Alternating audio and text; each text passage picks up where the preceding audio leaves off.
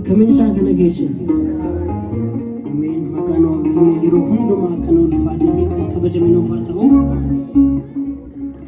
maqaa gaarii yaa waaqa koo abbaa dhugaa guyyaa koo jaalala keen booji'amee